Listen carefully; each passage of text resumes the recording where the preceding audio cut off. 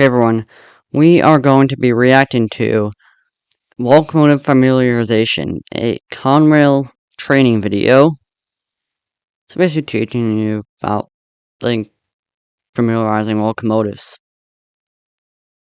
Okay, play the video.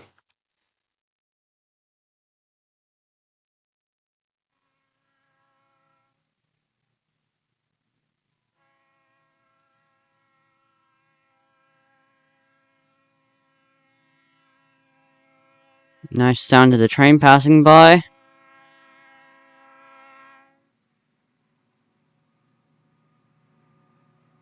I like this intro, I really do.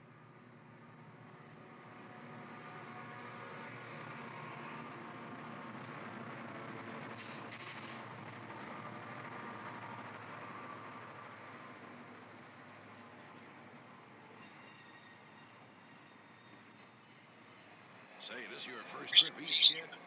Yeah, this is my first trip over the road. Ever heard of the horseshoe curve? No, what's that? Well, Who did not know what the horseshoe curve is? the railroad bends around the mountain, just like a horseshoe. Look over there. We'll be on the other side of the valley in a few minutes. What a beautiful view.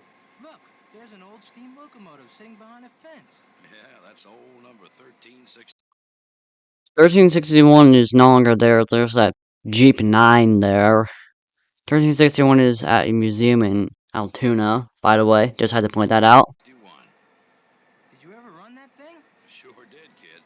Back when I hired on the railroad, that's all we had. Was it hard to run one? You bet. They were cold in winter and, well, hot as hell in the summer. You knew you put in a good day's work when you got off one of those things. Yes, he is right. So say it's 80 degrees outside. It's probably gonna be 120 degrees in the cab. It's 100 degrees, might be 140 degrees. Yeah, I could be wrong. No, more like 130. This is just a rough guess, but yeah, you can see why you said that. Oh, remember that tunnel we went through a while back? Yeah, the one you called the Glitzen Tunnel? Back in the steam days, the smoke and heat would be so bad that you'd have to cover your nose and mouth with a wet handkerchief to keep from suffocating. Steam engines were dirty, too. I could leave Pittsburgh with clean overalls and get off at Is that a Pennsy steam engine? It doesn't look Pennsy. Altoona looking like a miner. I guess you were glad to see the diesel locomotives come along. You better believe it, kid. Our job has been made a lot easier. Yes, locomotive technology has come a long way since the days of steam power. Introduction of the diesel-electric locomotive has provided the railroad industry with a clean, dependable form of motive power that has saved millions of dollars in labor and maintenance costs. Let's take a look at this remarkable machine to see how it operates. The heart of the diesel-electric locomotive An is the EMD diesel engine? engine power plant. Developed by Dr. Rudolf Diesel nearly a century ago, the diesel is an internal combustion engine sparked by heat created by compression of Have not seen a railroad film that mentioned who invented the diesel engine. Good job, Conrail. air within the cylinders. The diesel engine drives a generator creating electricity, which is sent to electric traction motors riding on each axle. Each traction motor transmits its power to the axle by a series of gears that mesh with each other. This in turn drives the locomotive. The traction motor. Some locomotives, they convert the AC current back to AC because it's converted to DC, but locomotives, most of them are converted back to AC, but yard, some locomotives, mostly switchers, some mainline locomotives, like an ST-70M, it's converted from AC to DC, stays at DC, goes into traction motors as DC current. Motors, gearing, and wheels are mounted on a device device known as a truck assembly. There are two of these, one at each end of the locomotive. There are two types of locomotive trucks, two-axle and three-axle. A pair of three-axle trucks give a locomotive two extra traction motors that allow it to dig in and pull on steep grades. For this reason, Conrail and many other railroads use them to pull heavy trains, such as coal and iron ore. In addition to driving the main generator, the diesel engine also operates an air compressor. This creates air pressure, which is used to power the brakes on both the locomotive and the freight cars. All locomotives have an air compressor. You need brakes. Didn't he say some locomotives? All of them do. That it pulls. Flexible hoses located on the end of each locomotive and freight car allows air pressure from the locomotive air compressor to be sent to the brake system under each car. Sorry to interrupt again, but I forgot to mention that the air pressure is keeping the brakes off. When the pressure decreases from 90 psi, which is brakes fully released, the brakes are going to start applying. I sorry to interrupt. These are hooked together to form a continuous air path extending throughout the train. Called a brake pipe. In addition to operating the braking system, air pressure from the compressor also operates other components, such as the sanders, bell, and warning horn. Since steel wheels and rails can be very slippery when wet, sand must sometimes be used to start a train. Dried sand is placed in a container located in the nose and long hood of the locomotive. Air pressure from the compressor forces the sand through small pipes that open onto the rail just ahead of the leading wheels. Yeah, you see a picture of sand being sprayed. Sprayed onto the wheels, and then that causes traction. The wheels extra traction. Warning devices such as the bell and horn are also operated by air pressure from the compressor. This equipment, along with the diesel engine, generator, and air brake system, are controlled by the operator using a control stand located in the locomotive cab. The control stand in the lead locomotive can be used to remotely operate other locomotives that may be needed to power the train. One this time definitely will be needed for mainline trains. It's called MU, multiple unit, I think. Electrical signals are sent from the control stand through a jumper cable and receptacle to the trailing locomotives. This allows the operator to monitor and control their diesel engines, brakes, and other components. Hey, that's really interesting. Now I know how one of these things works. By the way, when did they invent the diesel locomotive? Well, you ever see a trolley car, kid? Yeah, that's how I got to work back in Pittsburgh. Well, that's where it all got started. The trolley car that once dominated our cities around the turn of the century was the first to use electric traction motors to drive geared axles. Well, except for there's no diesel engine. Comes from the catenary wire to that. Bunch of systems there, and eventually into the traction motors to drive the wheel. And the train goes forward. Or the car. Yes, the car, because I'll shut up. A few years later, as more powerful traction motors were developed, the railroad industry turned to this principle. A new type of electric locomotive was created for service in tunnels and other places where smoke would be a hazard.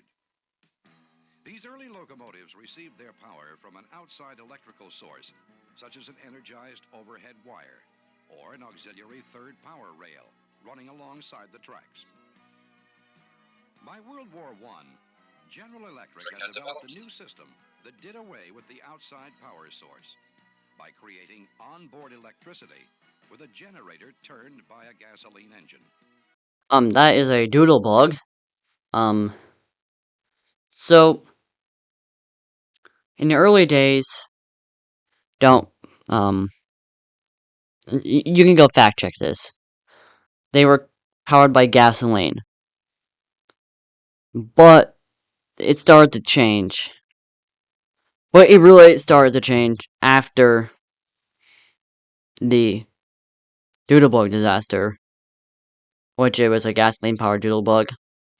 And it just, if you know anything about gasoline, it's flammable.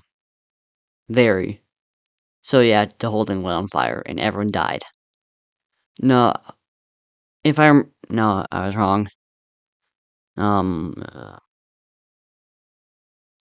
Well, they gasoline-powered Doodlebugs were mostly gone, but there was a few at the time of the incident. This was quickly adopted by a number of railroads that were interested in propelling passenger cars on branch lines, where it was too expensive to operate a steam engine. Forgot to mention that. During the 1920s, New York and several other large cities passed strict anti-pollution laws aimed at cutting down on smoke created by steam locomotives.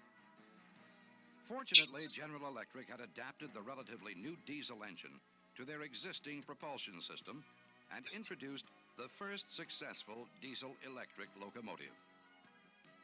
A few years later, railroads introduced streamlined passenger trains to win back passengers lost to the automobile. Might have to do a video about the Streamline era. Let me know in the comments if you want that. You know, what you want it to be about specifically. The diesel engine and electric transmission were used almost exclusively to power them. By the mid-1940s, diesel locomotive technology had advanced considerably. Because of refinements to the diesel engine and electrical components, the diesel locomotive was finally able to economically replace the steam engine. Housed in a sleek, streamlined... I'd say by World War II was able to. By the end of World War II. I mean, yeah, they probably could have replaced them in 41 if we hadn't entered the war in because of Pearl Harbor. If we didn't enter the war, we would probably have dieselization would have started earlier. But because of World War II, oh wait, most what I'm saying is other railroads who hadn't dieselized in the 30s would dieselize during World War II if we hadn't joined it. But because we did, other railroads started to dieselize after World War II ended. Lined car body, these locomotives were bought in great numbers by the railroad industry. Soon they were handling most American freight and passenger trains. Unfortunately, because of the way they were constructed, the streamlined types were very hard to repair due to the cramped workspace within the car body. Moreover, train crews found them very difficult to back up due to their single-end design. Yeah. Notice you can't see behind you. You can only see forward. So you're reversing to stick your head out really far. Very difficult to back up due to their single-end design. After the railroads discovered the disadvantages of the streamlined type, several locomotive builders developed a new design, which became known as the road switcher type. I think Featuring Alco a was the first. bi-directional design, which allowed it to be used in almost any type of service, the road switcher was also easier to maintain due to an outside walkway and an easy-to-remove hood that covered its internal components. By the 1970s, the early road switcher types had evolved into the modern high-horsepower machines now used by Conrail. Possessing greatly improved generators, traction motors, and engines, these locomotives are far more powerful and dependable than their predecessors. So that's how they developed, kid. Okay, I know how the diesel developed, but what about the ones we're riding on? What else do you want to know about them? This kid, he wants to know everything. Okay, he's probably gonna ask the specific type of locomotive. Well, for example, Are the road switcher types the only types still being used? And what about their safety? I heard that the government comes around and checks up on how well Conrail maintains them. Wait a minute, one question at a time. Today, diesel locomotives are built by General Electric and the Electromotive division of General Motors. Aside from their diesel engine, they are essentially similar in design.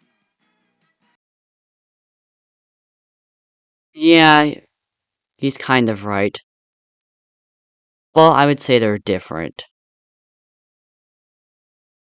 They're more similar than different. Just the different components, different engines, of course, and most of all, the most obvious part, exterior design. There is, however, a major difference in the diesel engine found in each type. All General Electric locomotives use an engine that requires 4 strokes to complete a power cycle. Forgot to mention that. General Motors locomotives, however, use an engine that requires only 2 strokes to complete the same cycle. Although the road switcher is the dominant type of locomotive found on Conrail today, a smaller type known as a yard switcher is also used quite extensively. Built by General Motors, these low-horsepower locomotives are equipped with operating cabs designed to provide the high degree of visibility needed to safely switch cars in a freight yard. Safety and reliability, of course, are a prime concern to Conrail. Locomotives receive regular inspections for defects that could cause an accident or an unexpected breakdown in service. These inspections are mandated by federal law and are enforced by inspectors from the Federal Railroad Administration. Well, kid, we're coming into Altoona. I know a good place to eat across the tracks from the passenger station. Get out of here, kid. Hope you learned something about the locomotives we use. Sure did. Thanks a lot. Hey, watch yourself getting off.